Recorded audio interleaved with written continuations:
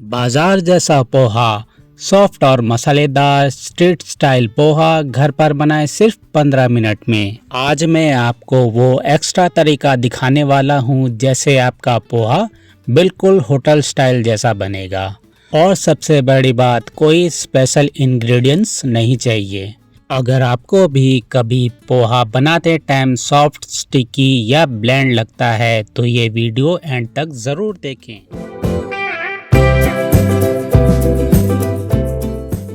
नमस्ते दोस्तों, आप सबका स्वागत है एक बार फिर मेहरा कुकिंग चैनल पर।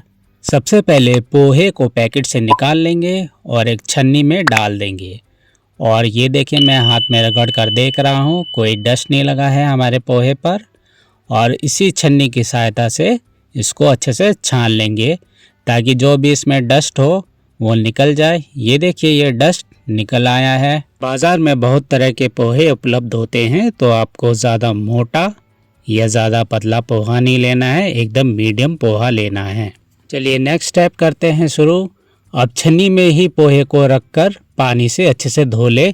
इसको ज़्यादा मसलना नहीं है, पानी नीचे गिर जाएगा छन्नी से। और ये देखिए एकदम साफ़ हो जाएगा। और इसको ना ही ज़्यादा गीला करना है और ना ही ज़्यादा ड्राई रखना है। और तकरीबन इसको 20 मिनट के लिए पंखे के नीचे या खुली जगह पे रख दें ताकि इसका एक्सेस पानी निकल जाए। पोहा बनाने के लिए मैंने 2 मीडियम आलू को बॉईल कर लिया था और उसको कट कर लिया है। 2 मीडियम प्याज लिया जिसको मैंने स्लाइस कट कर लिया है। 8 से 10 करी लीव्स यानी मीठी नीम, 1 नींबू और 4 हरी मिर्च जिसको मैंने 1/2 में कट कर लिया है। तो चलिए बनाना शुरू करते हैं। सबसे पहले हम ले लेंगे कढ़ाई को हम गैस पे रख देंगे और गैस फ्लेम को ऑन कर देंगे। मैं बजाज कुकटॉप पे बना रहा हूँ। तो सबसे पहले हम कढ़ाई में 2 चम्मच सरसों का तेल डालेंगे और इसको अच्छे से गर्म होने देंगे जब तक धुआं नहीं निकल जाए। 2 चम्मच सरसों का तेल अच्छे से गर्म हो गया है। अब हम इसमें डालेंगे ज़ीरा 1 चम्मच और डालेंगे राई आधा चम्मच और इसको अच्छे से हम तड़कने देंगे। राई और ज़ीरा को अच्छे से तड़कने देना है। उसके बाद हम इसमें डालेंगे 4 कटी हुई हरी मिर्च और डालेंगे अनियन जो हमने स्लाइस किया हुआ है। 2 मीडियम अनियंस डाल देंगे। प्याज डालने के बाद हम डालेंगे 8 से 10 करी लीव्स। इसको डालने के बाद हम अच्छे से भून लेंगे। करी लीव्स यानी मीठी नीम, और ये मैंने डाल दिया है। अब इसको हम अच्छे से भूनेंगे तकरीबन 1-2 मिनट तक। इसको हम अच्छे से भून लेना है। हीट आपको मीडियम टू लो रखनी है, हाई नहीं करनी है। और ये अच्छे से भून लेना है। अब मैं इसमें डाल रहा हूँ पीनट्स यानी मूंगफली। आप कच्ची मूंगफली भी डाल सकते हैं और भुनी हुई मूंगफली भी डाल सकते हैं। ये हल्की भुनी हुई मूंगफली है तो मैंने इसको डाल दिया है और इसको अच्छे से भूनना है।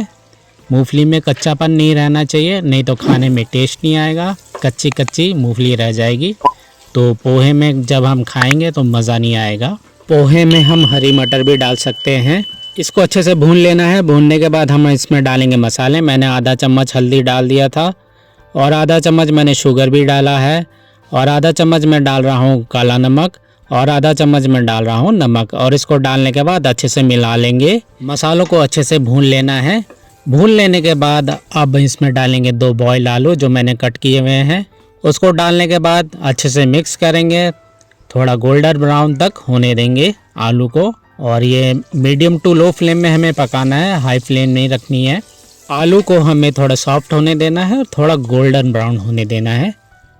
और ये देखिए पोहे जो मैंने भिगोए हुए थे, ये देखिए मैं दिखाता हूँ किस प्रकार है हमारा पोहा। और ये देखिए एकदम खिला खिला है, ज़्यादा ना गीला है ना ज़्यादा ड्राई है। और ये बहुत ही ज़बरदस्त लग रहा है हमारे पोहे जो मैंने धो के रखे हुए थे। और ये पोहे का मसाला हमारा रेडी होने वाला है। और ये देखिए बहुत ही ज़बरदस्त लग रहा है और खुशबू भी अच्छी आ रही है। अब मैं आपको ये पोहा का मसाला निकाल के दिखाता हूँ। ये देखिए बहुत ही ज़बरदस्त खुशबू, एकदम रेस्टोरेंट स्टाइल, स्ट्रीट स्टाइल हमारा पोहा। एक बार आप घर में बनाएंगे तो बनाते रह जाएंगे। मैंने मसाला टेस्ट किया था तो इसमें नमक कम था तो मैं आधा चम्मच नमक और डाल रहा हूँ और इसको अच्छे से मिला लूँगा मसालों को। आप डालेंगे धोए हुए पोहे। ये देखिए बहुत ही ज़बरदस्त, एकदम खिले खिले, ना ही ड्राई हैं ना ही गीले, एकदम स्ट्रीट स्टाइल पोहा जैसे मिलता है मार्केट में। गैस को एकदम लो कर देना है। लो करने के बाद हम इसमें डाल देंगे पोहे। डालने के बाद इसको हल्के हाथों से मिक्स करना है, ज़्यादा नहीं मिक्स करना है, सिर्फ हल्का हाथ लगाना है। इसके बाद हम इसमें डालेंगे नींबू।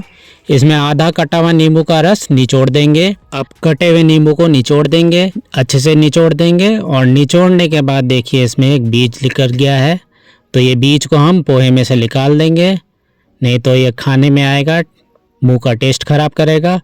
तो मैं ये बीज निकाल देता हूँ। ये देखिए बीज निकल आया है। अब इसको हल्के हाथों से मिलाएंगे और ये मिलाते रहेंगे हल्के हाथों से थोड़ी देर। पोहे को 1-2 मिनट तक हल्के हाथों से मिलाते रहेंगे। मिला लेने के बाद ये देखिए सॉफ्ट और मसालेदार बन जाएगा।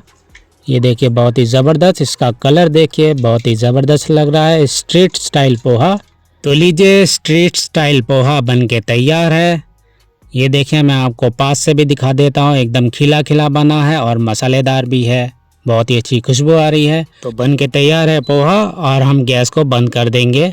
अब मैं पोहे को एक प्लेट में निकाल लेता हूँ। देखिए पोहा कितना ज़बरदस्त, टेम्पटिंग और कलरफुल लग रहा है। मैंने इसमें नींबू और आधा चम्मच चीनी इसलिए डाली है क्योंकि स्ट्रीट स्टाइल पोहा खट्टा मीठा होता है, तो फ्लेवर इसमें आ जाएगा। देखिए बहुत ही ज़बरदस्त लग रहा है। टिप्स की बारी आती है। पोहा बिल्कुल गीला मत रखो। धोने के बाद इसको 5-7 मिनट के लिए फ़ैन के नीचे रख दो और छन्नी में ज़रूर इसको धोएं, ऐसे ही ना धोएं, नहीं तो ये गीला रह जाएगा आपका पोहा।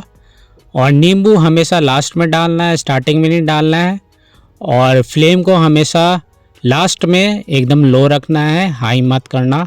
इसकी प्लेटिंग हो गई है। मैंने इसमें सेब डाला है और ऊपर से नींबू।